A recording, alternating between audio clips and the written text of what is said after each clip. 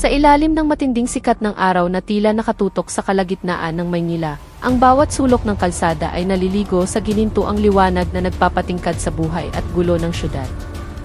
Si Tala, suot pa ang kanyang unipormeng puti at asul na maayos pa rin mula sa huling klase, ay minamaneho ang kanyang luma, ngunit maaasahang Honda Beat, sinusuong ang makapal na agos ng mga sasakyan. Ang init na nagmumula sa semento ay tila gumagapang sa kanyang balat, ngunit hindi nito nabago ang kalmadong ekspresyon sa kanyang mukha. Ang buhok niyang nakatali ng mataas ay sumasayaw sa bawat ihip ng hangin, isang payapang tanawin sa gitna ng magulong hapon. Bawat kanto na kanyang nililikuan ay naghahatid ng maliliit na alaala ng kanyang pang-araw-araw na buhay. Nariyan ang nagtitinda ng prutas na palaging bumabati sa kanya, mga batang naghahabulan habang kumakain ng ice candy, at ang mga tricycle driver na nagbibiruan habang naghihintay ng pasahero. Lahat ng ito ay bahagi ng mundong kinalakihan ni Tala. Ang mga kalsadang ito ay hindi lamang daan pa uwi, ito ang mga ugat ng buhay na humubog sa kanya. At mula nang mawala ang kanyang ama na parang bula maraming taon na ang nakalipas, ang kanyang ina na lamang at ang kanilang maliit na kariton ang naging sentro ng kanyang mundo. Habang pinipihit ang manibela ng kanyang motor, naaalala ni Tala ang sinabi ng kanyang ina kaninang umaga. May bahid ng pagod sa boses ni Aling Rina nang sabihin nitong pahina ng pahina ang kanilang benta. May pagod sa kanyang mga mata na pilit niyang itinatago sa likod ng isang mainit na ngiti para sa anak. Ang mga salitang iyon ay malinaw na tumatatak sa isip ni Tala na nagdulot ng bahagyang pagkirot sa kanyang dibdib. Alam niya kung gaano kahirap ang pinagdadaanan ng kanyang ina, na araw-araw ay nakatayo sa gilid ng kalsada, tinitiis ang alikabok, init, at kung minsan, ang masamang ugali ng mga mamimili. Kaya't ngayong araw, nagpasya siyang umuwi ng mas maaga upang makatulong at masigurong hindi masyadong mapapagod ang kanyang ina.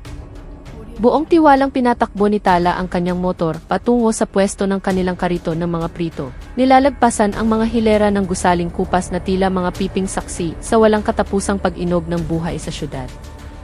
Bawat metrong papalapit ay nagdudulot sa kanya ng kapanatagan na para bang ang kanyang pagdating ay makapagpapagaan sa pasanin ng ina kahit kaunti. Inaasahan na niya ang pamilyar na tunog ng mga kwek-kwek na inilulubog sa kumukulong mantika, ang amoy ng banana cue, at ang ngiti ng kanyang ina na sasalubong sa kanya ng, "Nakauwi ka na pala, anak." Ngunit lingid sa kaalaman ni Tala, sa likod ng payapang paglalakbay na iyon, isang madilim na katotohanan ang naghihintay. Ang maliwanag na hapon na iyon ang magiging simula ng pagbabago sa kanyang buhay, napipilit sa kanyang harapin ang isang bagay na mas madilim pa kaysa sa kanyang inaakala. Nang dahan-dahang huminto ang kanyang motor malapit sa kanto kung saan nagtitinda ang kanyang ina, biglang nagbago ang ekspresyon sa mukha ni Tala. Tila may humablot sa kanyang hininga, isang hindi nakikitang kamay na pumiga sa kanyang dibdib. Ang kariton na dati maayos at puno ng kulay, na siyang bumubuhay sa kanilang pamilya, ay ngayon mistulang mga labi ng isang maliit na sakuna. Nakabaligtad ang kariton sa isang kalunos-lunos na posisyon, basag ang isang gulong, at ang mga gilid nitong yari sa plywood ay natuklap na para bang sinadyang wasakin. Ang kawali ng mantika ay tumilapon sa malayo, at ang laman nito ay kumalat sa kalsada, bumuo ng isang malaking mansang itim na lalong pinatuyo ng sikat ng araw. Walang katuturan ang lahat ng ito para kay Tala, na sanay makitang matatag ang kanilang munting negosyo kahit pa sa gitna ng malakas na bagyo. Mabilis na gumala ang kanyang mga mata, sinusuri ang buong paligid. Ang mga sangkap na dati maayos na nakasalansan, ang harina, ang mga itlog ng pugo, ang mga saging na saba, ay nagkalat na ngayon, ang ilan ay nayapakan pa, patunay na may gumawa nito ng sadya. May mga durog na fishball, mga balat ng lumpiang nakabukas, at mga supot ng mantika na punit-punit. Bawat detalye ay parang isang direktang suntok sa puso ni Tala. Ang pagkawasak na ito ay hindi lamang tungkol sa paninda. Ito ay isang pag-atake sa pagsisikap ng kanyang ina, sa kanilang buhay, sa bawat butil ng pawis na kanilang pinuhunan. Ang tindi ng sikat ng araw ay lalo pang nagpatingkad sa masamang tanawin. Karaniwan, ang sikat ng araw ay nagdadala ng buhay, nagbibigay init sa mga nagtitinda at bahagi ng kanilang pang-araw-araw na gawain. Ngunit iba ang hapon na ito. Ang liwanag ay tila ipinangangalandakan ang pinsala, na parang nag-aanunsyo na isang malaki at masamang bagay ang naganap. Walang sigla, walang ingay ng mga namimili, walang amoy ng mga bagong lutong pritong pagkain. Ang tanging naroon ay isang kakaibang katahimikan na nagpatindig sa kanyang mga balahibo. Naramdaman ni Tala ang pagbilis ng daloy ng kanyang dugo, naniningkit ang kanyang mga mata, at nanigas ang kanyang katawan na parang isang hayop na nakaamoy ng panganib. Ang kanyang puso ay puno ng libu-libong tanong na umiikot ng walang kasagutan. Sino ang naglakas loob na wasakin ang kanilang kariton? Bakit? At nasaan ang kanyang ina? Sa sandaling iyon, isang masamang kutob ang unti-unting gumapang sa kanyang kalooban. Isang madilim na pakiramdam na nagsasabing ang pagkawasak na ito ay simula pa lamang ng isang bagay na mas malagi. Hindi pa niya alam kung ano ang nangyari, ngunit isa lang ang sigurado, hindi na magiging pareho ang kanyang buhay pagkatapos ng araw na ito. Ilang hakbang matapos bumaba mula sa kanyang motor, nanlaki ang mga mata ni Tala sa hindi makapaniwalang tanawin. Sa gitna ng nagbabagang hapon, nakita niya ang kanyang ina, ang babaeng mag-isang nagpalaki sa kanya, na nakalupasa sa semento sa isang kalagayang dudurog sa puso ng sinumang anak. Ang buhok ni Aling Rina, na karaniwang maayos na nakapusod, ay gusot-gusot na ngayon, nakatakip sa isang bahagi ng kanyang mukha. Ang nanginginig niyang mga kamay ay sumusuporta sa kanyang katawan, nagpapakita kung gaano niya pinipilit bumangon kahit na halatang halata na naubos na ang kanyang lakas. May mga galo sa kanyang mga tuhod, palatandaang siya ay nakaladkad o marahas na bumagsak. Ang tagpong iyon ay tumama kay Tala ng mas malakas kaysa sa anumang naramdaman niya noon. Bawat kilos ng kanyang ina ay puno ng sakit, ngunit puno rin ng pagsisikap na manatiling nakatayo. Hindi madaling sumuko si Aling Rina. Ang maraming taong pagtatrabaho sa ilalim ng araw ay humubog sa kanya bilang isang matatag na tao. Ngunit sa pagkakataong ito, iba. Ang kanyang katawan ay mukhang napakarupok, na parang hinagupit ng isang bagay na higit pa sa kanyang kayang tiisin. Nakikita ni Tala ang takot sa paraan ng pagyakap ng kanyang ina sa sariling mga braso at pagyuko, na para bang sinusubukang protektahan ang sarili mula sa kung anuman ang nasa kanyang harapan. Ang kanyang puso ay kumabog ng malakas, hindi dahil sa takot, kundi dahil sa galit na nagsisimula ng umakyat.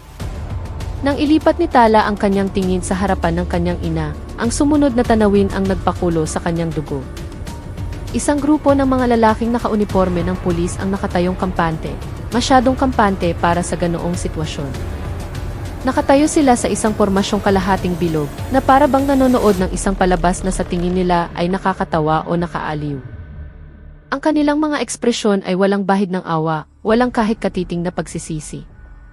Sa halip, ang ilan sa kanila ay tila nagtatawanan pa, na parang nasiyahan sa isang bagay na hindi dapat pagtawanan. Naramdaman ni Tala na may nabasag sa loob niya, hindi dahil sa takot, kundi dahil ang dangal at pagmamahal niya para sa kanyang ina ay niyuyurakan ng mga taong dapat sana inagpoprotekta sa mamamayan. Sa gitna ng mga mapanuyang tawa at mapanghamak na tingin ng mga pulis, naramdaman ni Tala na nagbago ang kanyang buong mundo. Ang payapa niyang buhay ay biglang nabasag, pinalitan ng isang galit na mas malaki pa kaysa sa kanya.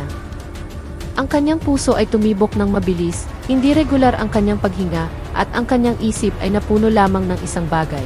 Walang sinuman ang may karapatang tratuhin ang kanyang ina ng ganito. Wala siyang pakialam kung sino sila, kung ano man ang kanilang ranggo, o kung ano ang kanilang dahilan.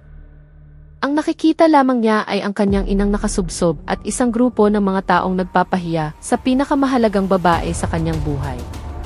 Nang hindi niya namamalayan, isang bagay na matagal nang nakakulong sa kanyang kalooban ang nagsimulang magising.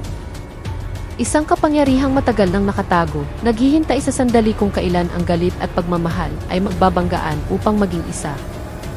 4 na pulis na nakaunipormeng asul ang nakatayo na parang bumubuo ng isang harang sa paligid ni Aling Rina, na tila sila ang may gawa ng palabas na kanilang pinapanood. Ang kanilang mga halakhak ay sumisira sa katahimikan ng mainit na hapon, tunog na wala sa lugar at lalong nagpapasikip sa dibdib. Bawat isa sa kanila ay mukhang kampante, na para bang walang anumang bahid ng pagiging tao ang natitira sa kanila. Isa sa kanila ang nagtaas ng cellphone at walang pakundangang nagvideo. Ang kanyang mga daliri ay pumipindot sa screen na parang gumagawa lamang ng isang nakakaaliw na content. Para kay Tala, ang tanawing iyon ay hindi lamang isang insulto sa kanyang ina, kundi isang insulto sa dignidad ng kanilang buong pamilya. Sa 4 na iyon, ang pinakakapansin-pansin ay isang lalaking mataba na may mukhang nagpapakita ng walang kahihiyang kayabangan. Si Sargento Aguilar ang pinuno ng grupo. Sa paraan ng pag-angat ng kanyang mga balikat at kung paano siya magsalita habang humunguya ng chewing gum, malinaw na hindi niya itinuturing na seryoso ang sitwasyon.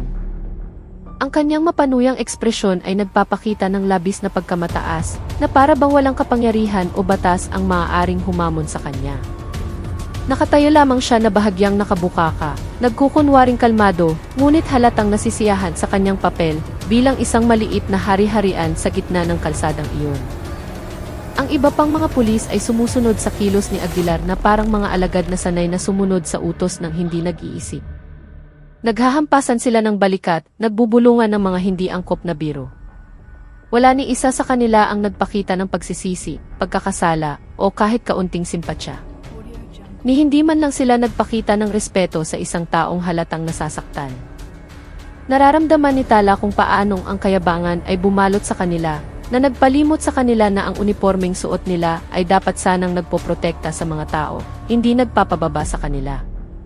Ang mga tawanan na iyon, na sa simula ay nakabibingi lamang, ay naging mitsa ng galit sa loob ni Tala. Naramdaman niya ang init na gumagapang mula sa kanyang likod, paakyat sa kanyang batok, hanggang sa bumalot sa kanyang buong katawan. Bumigat ang kanyang paghinga, bumilis ang tibok ng kanyang puso, at nagsimulang tumigas ang kanyang paningin. Mayroong isang bagay na nagising sa loob niya, isang bagay na hindi lamang nagmula sa galit, kundi mula rin sa isang malakas na pagnanais na protektahan ang kanyang ina. Sa loob ng ilang segundo, alam niyang hindi niya hahayaan na magpatuloy pa kahit isang segundo ang pang-iinsultong iyon. At nang hindi namamalayan, ang unang hakbang patungo sa malaking kadiliman na iayanig sa kanyang buhay, ay buo na niyang nayapakan. Nang makita ang kalagayan ng kanyang ina, naramdaman ni Tala na tila gumalaw ang mundo ng walang tunog. Hindi na niya inisip ang kanyang bag, ang mga marka niya sa eskwelahan, o kahit ang sarili niyang kaligtasan. Sa isang mabilis na kilos, ibinato niya ang kanyang bag sa lupa at tumakbo palapit sa kanyang ina. Ang tunog ng kanyang mga yabag ay umalinggaw-ngao sa pagitan ng mga gusali at mainit na semento, na tila isang hudyat na isang mahalagang bagay ang magaganap. Niyakap niya si Aling Rina, na para bang nais niyang protektahan ito gamit ang lahat ng lakas na mayroon siya. Pabulong niyang sinabi sa tainga ng ina, "Inay, nandito na ako." Sinusubukang pakalmahin ito kahit na ang sarili niyang puso ay nakikipaglaban sa takot at galit. Habang humihikbi si Aling Rina, dahan-dahang tumingala si Tala at ang kanyang mga mata ay direktang sumalubong sa mga mukha ng mga pulis. Ngunit sa pagkakataong ito, ang tingin ni Tala ay iba na, mas matalim, mas malamig, at may dalang isang bagay na mahirap ipaliwanag. May apoy na nagliliyab sa likod ng kanyang mga mata, isang kislap ng galit na umabot na sa sukdulan. Sa sandaling iyon, ang mga pulis ay hindi na mukhang mga otoridad na kinatatakutan ng lipunan. Sila ay mga hadlang na kailangang harapin, mga taong sumira sa isang bagay na napakahalaga para sa kanya. Ang pagbabago sa kalooban ni Tala ay hindi lamang sa kanyang emosyon, kundi pati na rin sa kanyang pisikal na katawan. Nakaramdam siya ng isang kakaibang sensasyon na parang may kapangyarihang dumadaloy mula sa kanyang dibdib patungo sa lahat ng bahagi ng kanyang katawan. Gumaan ang kanyang pakiramdam. Ang kanyang mga kalamnan ay tila inuutusan ng isang instinto na mas matanda pa kaysa sa kanyang edad. Ang kanyang puso ay tumitibok ng mabilis, hindi lamang dahil sa emosyon, kundi para bang naghahanda sa isang bagay na mas malaki. Sa kanyang isip, may isang mahinang boses na bumubulong, nag-udyok sa kanyang kumilos, magprotekta at gumanti. Hindi pa niya naiintindihan kung ano iyon, ngunit ang likas na udyok na iyon ay napakalakas na mahirap baliwalain. Walang anumang salita, dahan-dahang tumayo si Tala, iniwan ang takot na karaniwang nararamdaman kapag nakakakita ng mga alagad ng batas. Wala nang pag-aalinlangan sa kanyang mga kilos. Wala nang takot na pumipigil sa kanyang mga hakbang. Ang tanging naroon ay ang matinding determinasyon na hindi nahahayaang mangyari pa ang anumang pang-iinsulto sa kanyang ina. Ang isang sinaunang instinto na matagal nang natutulog sa loob niya ay nagising na, at anuman ang susunod na mangyayari ay hindi na isang pabigla-biglang kilos lamang. Ito ay isang tawag mula sa isang bagay sa kanyang pagkatao na matagal nang nakabaon, naghihintay ng tamang pagkakataon upang lumabas. At ngayong araw, sa ilalim ng nakakapasong sikat ng araw, ang instintong iyon ay tuluyan ng nabuhay. Humakbang pasulong si Sargento Aguilar na may mayabang na ngiti ng tagumpay, na para bang walang sinuman ang kayang umabot o tumapat sa kanya sa lugar na iyon. Malapad ngunit malamig ang kanyang ngiti, puno ng mapangmaliit na tono na tumutusok sa tainga. Nakapamiwang at bahagyang nakaangat ang baba, tiningnan niya si Tala na parang isang matandang nanunuya sa katapangan ng isang bata. Ang kanyang mga salita ay lumabas ng walang bigat, sinabi ng kampante at puno ng peking tiwala sa sarili. Aba, may tagapagtanggol pala ang matandang to. Anong gagawin mo, Ineng? Isusumbong mo kami sa barangay? Minamaliit niya si Tala, hindi dahil sigurado siyang mahina ang dalaga, kundi dahil sa matagal na panahon, ang kapangyarihan ay nagpaniwala sa kanyang hindi siya kayang abutin ng anumang parusa. Ang ibang pulis sa likod ni Aguilar ay agad na nagtawanan, tumatango na parang isang grupo ng mababaw na manonood na bulag sa epekto ng kanilang mga ginagawa. Hindi nila nabasa ang mga senyales sa mga mata ni Tala, hindi nila naintindihan na sila ay nakatayo sa bingit ng isang bagay na mas malaki kaysa sa isang maliit na alitan lamang sa pagitan ng sibilyan at otoridad. Abala sila sa pagpapalitan ng komento na tila ang kanilang ginagawa ay isang ordinaryong gawain lamang. Sa kanilang kolektibong kamangmangan, lalo lamang nilang sinulsulan ang apoy na nag-aalab na sa loob ni Tala. Isa sa mga pulis ay gumawa pa ng isang mas malang kilos. Walang pakundangan niyang sinipa ang wasak ng kariton na lumikha ng malakas na tunog ng metal na kumakaskas sa semento. Ang marahas na kilos na iyon ay nagpanginig sa nakalupasay na katawan ni Aling Rina at isang maikling sigaw ang hindi niya napigilang ilabas. Ang sigaw na iyon ay hindi lamang isang pisikal na reaksyon, ito ang huling hagupit na pumunit sa natitirang pasensya ni Tala. Ang tunog na iyon ay tumama sa kanyang tainga na parang isang latigo na nag-uutos sa kanyang kumilos, hindi na bilang isang anak, kundi bilang isang bagay na mas malakas at mas mabangis. Sa sandaling iyon, may isang bagay sa loob ni Tala na nagbago. Ang mga salita ni Aguilar, ang tawa ng iba pang pulis, at ang malupit na pagsipa sa kariton ay nagsama-sama bilang isang pag-atake na nagpasiklab sa kapangyarihang mataga ng natutulog sa kanyang katawan. Lumalim ang kanyang paghinga, nanigas ang kanyang mga kalamnan, at lalong tumalim ang kanyang tingin.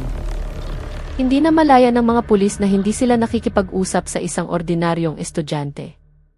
Ginising nila ang isang bagay na hindi nila kailanman inakala.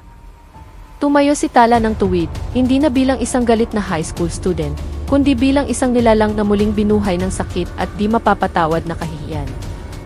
Ang galit na naipon sa dibdib ni Tala ay sumabog ng napakabilis na halos hindi na niya namalayan ang kilos ng kanyang katawan bago pa man ito maproseso ng kanyang isipan. Sa isang iglap, sumugod siya at sinipa ang dibdib ng isang pulis na may lakas na hindi pangkaraniwan para sa isang dalagita. Napakalakas at tiyak ng sipa na tumilapon ang pulis ng ilang metro, bumagsak sa lupa na halos hindi makahinga. Ang paligid na dating puno ng tawanan ay biglang nabalot ng nakabibinging katahimikan. Lahat ng mata ay nanlaki, kasama na ang mga mata ni Tala na saglit na natigilan sa kanyang nagawa. Ang kanyang katawan ay kumilos ng mas mabilis, mas malakas, kaysa sa inaakala niyang kaya niya. Hindi nagtagal at sinubukan siyang pigilan ng iba pang pulis. Isang malaking pulis na may itsura ng pag-aalala ang sumugod mula sa kanan, sinusubukang dakmain siya. Ngunit mas mabilis ang reaksyon ni Tala kaysa sa kanyang pag-atake. Sinalag niya ang braso ng lalaki sa isang kilos na halos hindi makita ng ordinaryong mata.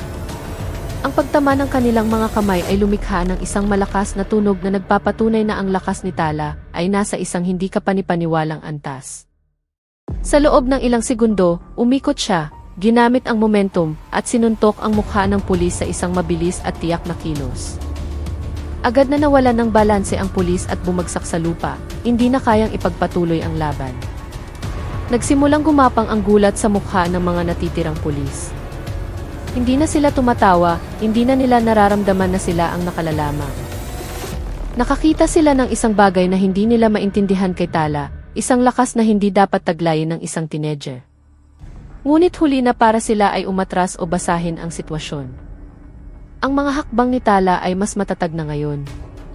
Ang kanyang mga mata ay puno ng isang matalim na pokus na tanging pag-aari lamang ng isang taong isinilang upang lumaban. Ang hangin sa paligid ay tila sumusunod sa kanyang mga kilos, na ginagawang bawat atake ay parang bahagi ng isang sayaw na matagal na niyang pinag-aralan, kahit na hindi naman talaga. Lahat ng kilos na iyon ay nagmula sa kanyang kalooban, na parang isang sinaunang instinto na sa wakas ay nagising matapos ang maraming taong pagkakatulo. Naramdaman ni Tala ang isang kakaibang bagay sa likod ng lakas na dumadaloy sa kanyang katawan. Ang kapangyarihang iyon ay hindi nagmula sa pagsasanay o tapang lamang. May isang bagay na mas malalim, mas nakaukit sa kanyang dugo. Ang kanyang katawan ay kumikilos ng walang pag-aalinlangan, na para bang bawat himaymay ng kanyang nerbiyos ay alam kung ano ang dapat gawin. Hindi siya nakaramdam ng pagod, takot, o sakit kahit nasukdulan ang kanyang adrenaline. Ang tanging naroon ay ang matalas na pokus at ang malakas na pagnanais na protektahan ang kanyang ina mula sa mga taong umabuso sa kanila. Sa gitna ng kaguluhan, isang bagay ang napagtanto ni Tala. Ano man ang nagigising sa loob niya ay hindi isang ordinaryong kapangyarihan, at ang araw na iyon ang naging unang saksi sa isang bagay na mas malaki, mas madilim, at mas misteryoso kaysa sa isang simpleng away sa gilid ng kalsada. Kumilos si Tala nang may bilis na hindi niya kailanman inakala, na para bang ang kanyang katawan ang gumagawa ng bawat desisyon bago pa man ito maiproseso ng kanyang isipan. Ang kanyang mga galaw ay naging napakabilis, halos parang isang anino na sumasalimbay sa pagitan ng mga pulis na ngayon ay nawalan na ng kontrol sa sitwasyon. Walang pag-aalinlangan sa bawat hakbang niya. Bawat tapak, bawat pag-indayog ng kamay, at bawat pag-ikot ng katawan ay parang bahagi ng isang kakayahang matagal nang nakatago sa kaibuturan ng kanyang pagkatao. Ang mga pulis na lumalapit ay sinalubong ng mga ganting atake na napakalakas at tumpak, na hindi na sila nagkaroon ng pagkakataong mag-isip ng diskarte o depensa. Sinubukan siyang paluin ng batuta ng isang pulis, ngunit ang bagay na iyon ay nabali sa kamay ni Tala sa loob lamang ng isang segundo. Ang kanyang mga kamay ay puno ng hindi maipaliwanag na lakas, at maging siya ay nagulat kung gaano kadaling nadurog ang matigas na batuta. Ang helmet ng isa pang pulis na sumugod sa kanya, ay nabiyak nang ihampas ni Tala ang kanyang palad, isang lakas na nagmula sa instinto, hindi sa pagsasanay. Ang lahat ng reaksyong iyon ay nangyari ng napakabilis, na para bang si Tala ay hindi na kumikilos bilang isang teenager, kundi bilang isang nilalang na hinubog sa isang mundong mas marahas, kaysa sa kanyang pang-araw-araw na buhay bilang isang mag-aaral. Sa loob ng ilang minuto, ang sitwasyon ay lubusang nagbago. Ang apat na pulis na kanina'y puno ng kayabangan ay nakahandusay na ngayon sa iba't ibang posisyon sa gitna ng kalsada, hindi na kayang lumaban. Ang ilan sa kanila ay sumubok bumangon, ngunit agad na nawalan ng balanse, sumusuko ang kanilang mga katawan bago pa man maintindihan ng kanilang isipan kung ano ang tumama sa kanila. Hindi nagpakita si Tala ng intensyong saktan sila ng higit sa kinakailangan, ngunit ang kapangyarihang nagising sa kanya ay masyadong malaki para harapin ng mga taong pakiramdam nila ay hindi kayang abutin ng batas. Ang mga residente na kanina pa nanonood ay natigilan lamang, pigil ang hininga at nanlalaki ang mga mata. Walang nangahas gumalaw na para bang sila ay nanonood ng isang bagay na lampas sa normal na kakayahan ng tao. Hindi na nila nakikita si Tala bilang isang ordinaryong dalagita. Nakikita nila ang isang taong lumampas sa mga limitasyon ng pisikal na lakas at katapangan na kanilang kilala. Sa katahimikang iyon, iisa lamang ang konklusyon na namayani sa kanilang isipan. Ang hapon na iyon ay hindi na lamang isang insidente ng karahasan, kundi simula ng isang bagay na imposibleng ipaliwanag ng pang-araw-araw na lohika. Si Aguilar, na kanina pa ang pinakamayabang, ay nawalan na ng lahat ng kanyang paghahari-harian nang makita niyang bumagsak ang tatlo niyang tauhan. Biglang nagbago ang kanyang mukha, nagsimulang tumulo ang pawis mula sa kanyang sentido, nanlaki ang kanyang mga mata, at humihingal na parang isang taong kagigising lang mula sa isang masamang panaginip. Sa likod ng kanyang matabang katawan, siya ay isang duwag na sanay magtago sa likod ng uniforme ng pulisya. Nang tumama sa kanya ang katotohanan iyon, iisa lang ang iniutos ng kanyang instinto, tumakas. Nang hindi na lumingon, tumalikod siya at tumakbo patungo sa kanyang motorsiklo, umaasang mailalayo siya nito mula sa dalagitang biglang naging isang nakamamatay na banta. Ngunit ang mga hakbang ni Aguilar ay mas mabagal kumpara sa bilis ni Tala na ngayon ay kumikilos ng maihalos supernatural na katumpakan. Sa loob ng ilang segundo, nasa likuran na niya si Tala, madaling nasabayan ang kanyang kilos, kahit na siya mismo ay nagulat kung gaano kadaling sumunod ang kanyang katawan sa kanyang intensyon. Nang hawakan ni Tala ang kwelyo ni Aguilar, biglang huminto ang lalaki na parang hinila ng isang puwersang hindi niya kayang labanan. Ang paghila ay napakalakas at tiyak, na bahagyang umangat ang kanyang matabang katawan mula sa lupa bago tuluyang tumilapon sa gilid. Isang kilos na hindi kayang gawin ng isang dalagitang tulad niya. Maliban na lang kung mayroon siyang isang bagay na kakaiba. Bumagsak si Aguilar sa semento na may malakas na kalabog na umalingaw sa paligid. Kahit hindi intensyon ni Tala na saktan siya ng labis, ang biglaang pagbagsak ay nagpaungol kay Aguilar habang hawak ang kanyang tagiliran. Sinubukan niyang gumapang palayo, ngunit bawat kilos niya ay nagpapakita na hindi siya handa sa katotohanan kaya siyang ihagis ng isang estudyante na may lakas na hindi niya sukat akalain. Sa tuwing sinusubukan niyang iangat ang kanyang ulo, ang tanging nakikita niya ay ang anino ni Tala na nakatayo ng tuwid na may malamig na tingin na hindi pa niya nakita kailanman. Ang takot na kanina ireaksyon lamang ay naging purong sindak. Hindi maintindihan ni Aguilar kung ano ang kanyang kinakaharap. Para sa kanya, si Tala ay hindi na biktima, hindi na bata, kundi isang bagay na mas malaki at mas banyaga kaysa sa anumang nakita niya sa kanyang maraming taong serbisyo. Nanginginig ang kanyang katawan hindi lamang dahil sa sakit, kundi dahil sa kaalamang ang lahat ng seguridad na kanyang pinaniwalaan ay nawasak sa loob lamang ng ilang minuto. At sa gitna ng nagbabagang hapon, lubos na naunawaan ni Aguilar na kaharap niya ang isang kapangyarihang higit pa sa limitasyon ng isang ordinaryong tao. Si Aguilar, na kanina ay napakatapang, ay naging isang taong puno ng takot. Sa nanginginig na boses, nagmakaawa siya kay Tala, umaasa ng habag mula sa dalagitang kanina lamang ay kanyang minamaliit. Tama na, parang awa mo na. Ngunit walang sinabi si Tala. Tinitigan lamang niya ito ng malamig at matalim na mga mata, isang tingin na malayo sa dalagitang pauwi mula sa eskwelahan kanina. Ang tingin na iyon ay nagparamdam kay Aguilar ng isang bagay na mas nakakatakot kaysa sa pisikal na banta. Pakiramdam niya ay tinitingnan siya ng isang kapangyarihang hindi niya maintindihan, isang kapangyarihang tila kayang tumagos sa kanyang kaluluwa. Ang katahimikan ni Tala ay naging mas matinding pananakot kaysa sa anumang sigaw. Sa loob mismo ni Tala, may isang bagay na mahirap ipaliwanag ang nangyayari. Nararamdaman niya ang dalawang agos ng enerhiya na tila nagbabanggaan sa kanyang katawan, isang puwersang marahas, madilim, at puno ng primitibong udyok, habang ang isa naman ay mas banayad, kalmado, ngunit kasing lakas. Ang pagbabanggaan ng dalawang kapangyarihang ito ay nagpainit sa kanyang buong katawan, nagpabigat sa kanyang paghinga, at lalong nagpatalas sa kanyang paningin. Kahit hindi niya lubos na naunawaan ang nangyayari, alam niyang may isang bagay sa loob niya ang nagising, isang bagay na matagal nang nakakulong at naghihintay ng ganitong sandali upang lumitaw.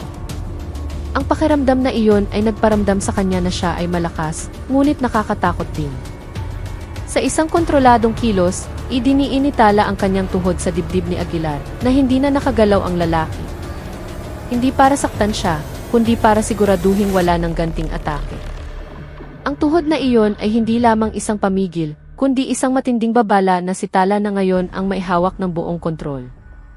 Tanging pag-ungol na lamang ang nagawa ni Aguilar, sinusubukang umikot para makawala, ngunit napakalakas ni Tala para labanan. Para sa mga residenteng nanonood, ang tanawin ay hindi lamang isang paghihiganti, kundi isang simbolo na sa wakas ay may isang taong naglakas loob na hamunin ang pang-aabuso na matagal na nilang nakikita, ngunit hindi magawang sawayin. Sa kanilang paligid, dumarami ang mga taong nagkukumpulan. Ang ilan ay nagre-record gamit ang kanilang mga telepono, nanginginig ang mga kamay sa pagitan ng takot at pagkamangha. May mga sumisigaw ng suporta para kay Tala, na para bang siya ang representasyon ng katapangang matagal nang nakakulong sa puso ng mga maliliit na mamamayan. Ang iba naman ay tahimik lamang, sinusubukang intindihin kung paano nagkaroon ng ganoong kalaking tapang at lakas ang isang estudyante. Ngunit walang sinuman ang nag-alinlangan. Alam nila ngayon ang araw kung kailan ang kawalang katarungan ay hayagang hinamon. At nasaksihan nila mismo ang dalagitang gumawa nito. Matapos masigurong hindi nabanta si Aguilar, lumingon si Tala sa kanyang ina na sinusubukan pa ring bumangon habang nanginginig ang katawan. Ngunit sa sandaling iyon, isang kakaibang bagay ang nangyari. Biglang nanginig ang paningin ni Tala, na parang may manipis na ulap na dumaan sa kanyang mga mata. Ang kapangyarihang kanina ay bumabalot sa kanyang katawan ay biglang tila hinila palabas ng sapilitan. Ang kanyang paghinga ay bumilis at umikli at nagsimulang mamutla ang kanyang mukha. Nakaramdam siya ng biglaang panghihina na naging sanhi ng pagkawala ng kontrol sa kanyang sariling katawan. Lahat ng ingay sa paligid ay tila lumayo na parang nagmumula sa dulo ng isang mahabang pasilyo. Sa mga sumunod na segundo, hinawakan ni Tala ang likod ng kanyang liig at naramdaman niya ang isang hapdi na hindi niya namalayan kanina.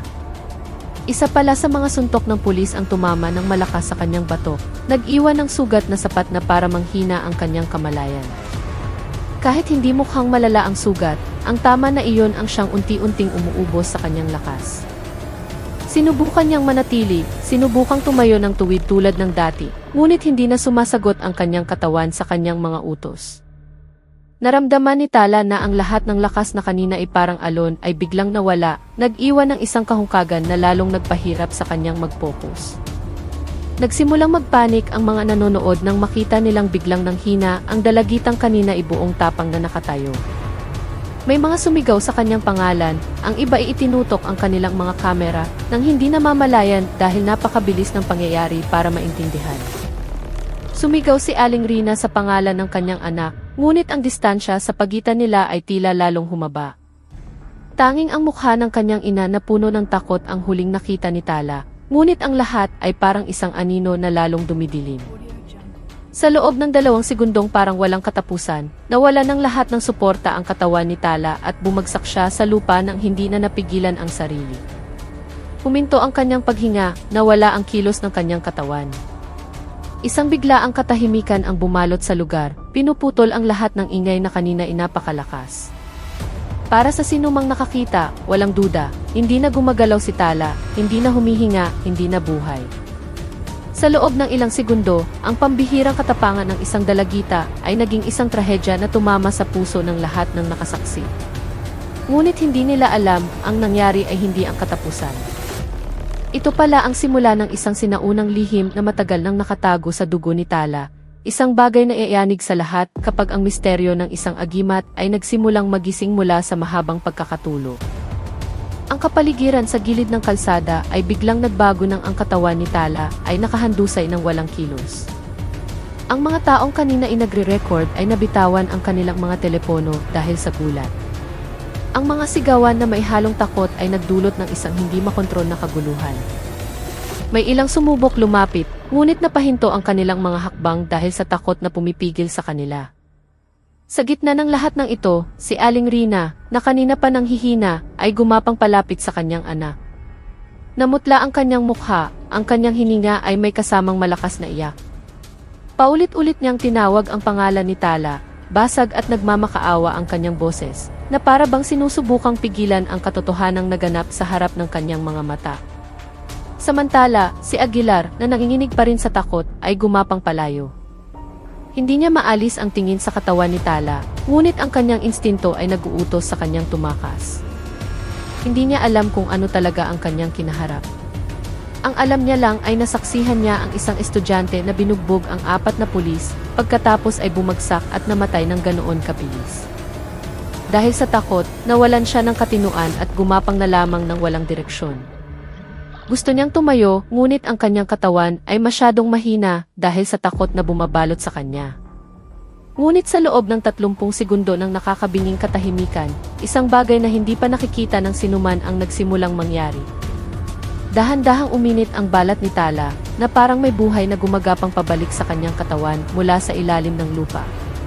Ang kanyang pulso na kanina ay hindi maramdaman ay nagsimulang tumibok ng dahan-dahan, papalakas ng papalakas, hanggang sa ang panginginig nito ay tila mararamdaman na mula sa malapitan. Ang ilang residente na nakatayo sa pinakaharap ay tinakpan ang kanilang mga bibig, hindi makapaniwala sa kanilang nasasaksihan. Na para bang ang katawan na dapat sana ay tapos na ay tumanggi sa kanyang kapalaran at nagpa siyang bumangon muli. Sa sandaling tila imposible, dahan-dahang bumukas ang mga mata ni Tala, ngunit hindi ito tulad ng mga mata ng isang normal na tao. Sa loob ng ilang segundo, ang kanyang mga mata ay walang balintataw, tanging isang maputlang kulay na sumasalamin sa liwanag ng hapon. Isang malamig na aura ang bumalot sa kanyang katawan na nagpaatras sa mga residente sa takot na para bang nakakita sila ng isang bagay na hindi dapat muling mabuhay. Pagkatapos, dahan-dahan, lumitaw muli ang kanyang mga balintataw, nag-aayos sa liwanag hanggang sa bumalik sa dati ang kanyang tingin. At nang huminga si Tala ng malalim sa unang pagkakataon matapos mamatay, tila huminto ang mundo. Walang sinuman ang makapagpaliwanag sa kanilang nakita. Ngunit iisa ang naramdaman ng lahat, si Tala ay hindi na isang ordinaryong dalagita.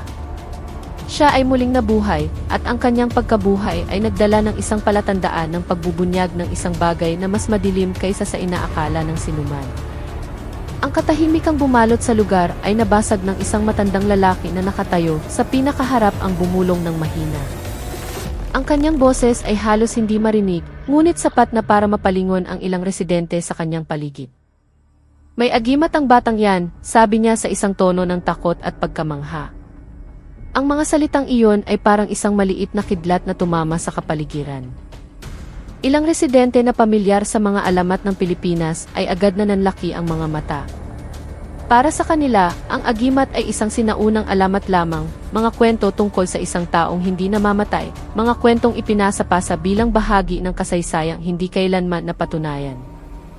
Ngunit ngayon, sa harap mismo ng kanilang mga mata, ang alamat ay tila nabuhay muli. Walang sinuman ang handang harapin ang katotohanang ang isang bagay na matagal nang itinuturing na alamat lamang ay maaaring lumitaw sa gitna ng hapon sa isang gilid ng kalsada. Iba-iba ang reaksyon ng mga tao, may mga umatras sa takot, may mga humawak sa kanilang dibdib dahil sa gulat, at mayroon ding nanatiling nakatayo nang hindi maiproseso ang kanilang nakikita. Para sa kanila, ang pagkabuhay ni Tala ay hindi lamang isang kakaibang pangyayari. Binasag nito ang hangganan sa pagitan ng lohika at ng mga supernatural na bagay na matagal na nilang itinuturing na mga kwento lamang ng mga ninuno. May ilang nagsimulang magbulungan ng mga sinaunang termino na halos nalimutan na nila ang kahulugan. Samantala, ang iba ay piniling mag-record na may nanginginig na kamay, batid na nasasaksihan nila ang isang bagay na maaaring magbago sa pananaw ng mga tao sa mundo. Walang sinumang nangahas lumapit dahil hindi nila alam kung ano na nga ba ang dalagitang iyon ngayon. Habang ang mga tao ay nababalot ng takot at pagtataka, si Tala mismo ay nakatayo na may katawang mainit pa rin, ngunit iba sa karaniwang init. Naramdaman niya ang isang bagay na dumadaloy sa loob niya, isang kapangyarihang hindi niya maipaliwanag. Ito ay parang isang malakas na agos na nagmumula sa kaibuturan ng kanyang mga buto, gumagapang sa kanyang mga kalamnan, at nagpapatibay sa lahat ng kanyang mga pandama. Ang kanyang katawan ay mas magaan kaysa dati, ngunit kasabay nito ay mas malakas at mas alisto. Bawat segundong lumilipas, lalo niyang napagtatanto na may isang bagay na nagising sa loob niya, isang bagay na hindi nagmula sa pisikal na pagsasanay o sa ordinaryong katapangan. Nararamdaman pa niya ang isang pulso ng enerhiya na hindi niya kailanman nakilala sa kanyang katawan. Tiningnan ni Tala ang kanyang mga kamay, sinusubukang intindihin ang nangyari, ngunit walang sagot na lumitaw. Ang alam niya lamang ay ang kakaibang pakiramdam, na para bang dala niya ang isang pamana na matagal nang nakakulong sa kanyang dugo, isang pamanang hindi niya namamalaya na mayroon pala siya. Hindi ito isang kapangyarihang biglang lumitaw. Ito ay isang bagay na matagal nang naghihintay ng pagkakataong magising. Ang salitang ki-agimat-ki na binanggit ng matanda ay umalinggaw-ngao sa isip ni Tala, ngunit hindi niya lubos na maintindihan kung ano ang ibig sabihin nito para sa kanya. Ang alam niya lang ay nagbago na ang kanyang buhay, at wala nang daan pabalik sa ordinaryong buhay na kanyang ginagalawan kaninang umaga. Sa puntong iyon, naramdaman niya ang simula ng isang malaking misteryo na hihila sa kanya sa isang mundong hindi niya kailanman inakala. Sa gitna ng kaguluhang nagsisimula ng humupa, napansin ni Tala ang isang bahagyang kilos mula sa isa sa mga pulis na nakahandusay malapit sa kanya. Hindi pala ito tuluyang nawalan ng malay.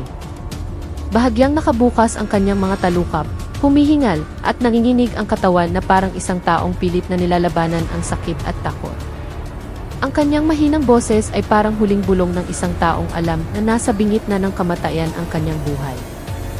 Puno ng gulat ang kanyang mga mata, lumingon siya kay Aguilar at bumulong ng mga salitang nagpatigil sa hangin. Siya! Ang batang yan!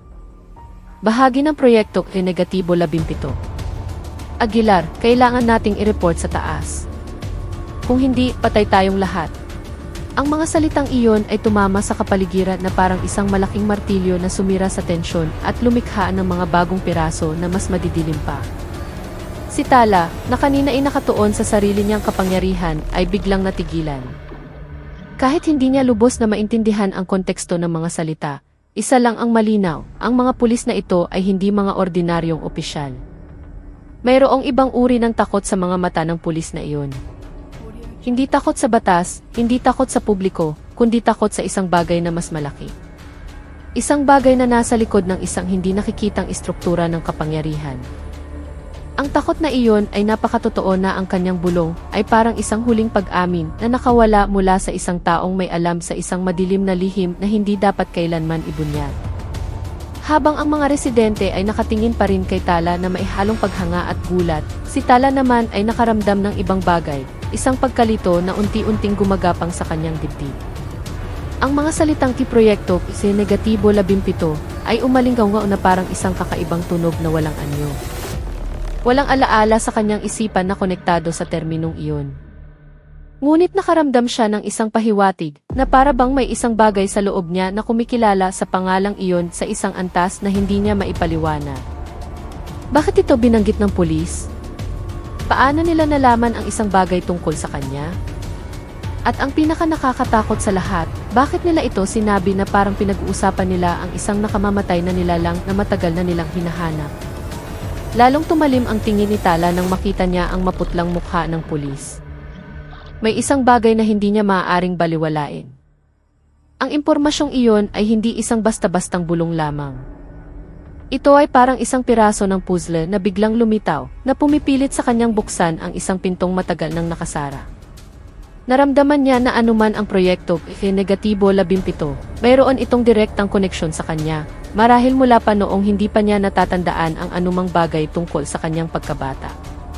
Ang mundong kilala niya mula pagkabata ay nagsimulang magkabitak-bitak, nagpapakita ng isang madilim na espasyo sa likod nito, na handang lamunin ang sinumang maglakas loob na tumingin ng malalim.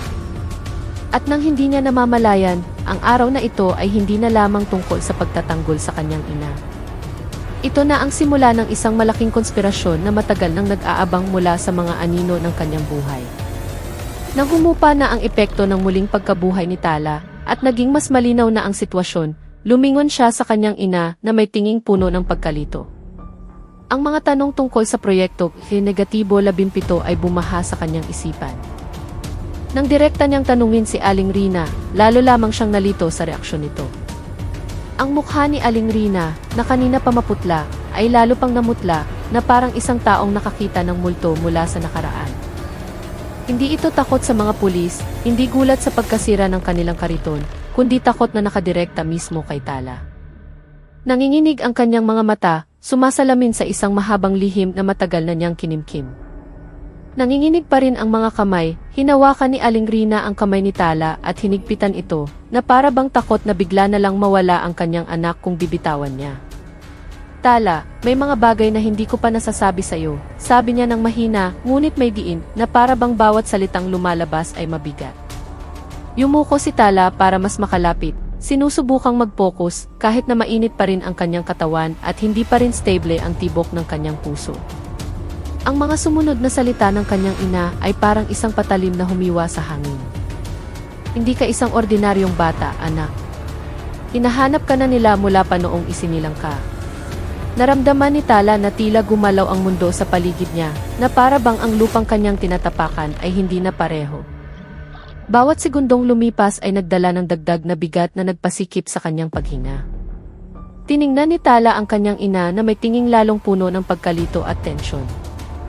Sinubukan niyang magsalita para magtanong pa, ngunit ang mga salita ay napigil ng takot na biglang dumaloy mula sa ekspresyon ng kanyang ina.